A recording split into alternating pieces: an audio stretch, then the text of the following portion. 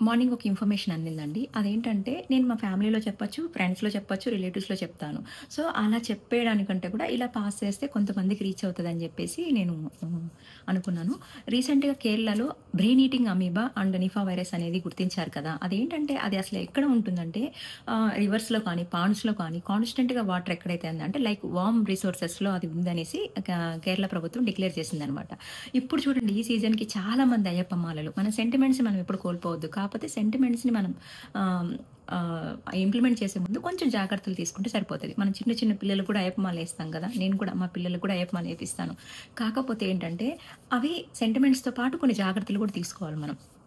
ఇప్పుడు మెయిన్ ఏంటంటే, ఇప్పుడు మనం కేరళ ఎళ్తాం కదా! కేరళ ఎవరైనా టూర్ ఎళ్తున్నా గానీ, అయ్యప్ప దర్శనంకెళ్తున్నా గానీ, చాలామంది కూడా నదుల్లో స్నానాలు చేస్తాం కదా! అంటే లైకు కేరళ దర్శనం వెళ్ళేవాళ్ళు పంబా నదిలో స్నానం చేస్తాం కదా! అది పంబా నదిలో వైరస్ ఉందని నేను చెప్పట్లేను.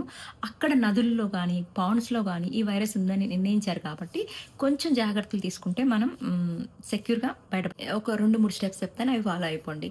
మనం స్నానం చేయొద్దంటే ఆగుతామా? ఆగం. కాకపోతే స్నానం చేస్తాం కాబట్టి కొంచెం ముక్కు క్లోజ్ చేసుకో అంటే మొత్తం క్లోజ్. నాజిల్స్ ముక్కు ద్వారా బ్రెయిన్‌కెళ్తుంది కాబట్టి అది పట్టుకొని స్నానం చేయాలి. అండ్ ఎక్కడికక్కడ హాట్ వాటర్ దొరుకుతాయంటండి. కంపల్సరీ ఎందుకంటే ఇప్పుడు ఎక్కడైనా ఏదైనా ప్రాబ్లమ్ ఉంది అనుకుంటే ఆ ఏరియాకి సంబంధించి వాళ్ళు కొన్ని ప్రికాషన్స్ చెప్తారు కాబట్టి మనం అవి ఫాలో అయిపోవచ్చనమాట. ఎక్కడికక్కడ హాట్ వాటర్ దొరుకుతాయి. అండ్ ఇంకొకటి రద్దీగా ఉన్న ప్లేసెస్ గానీ, నీట్‌గా లేని హోటల్స్‌లో గానీ తినొద్దు.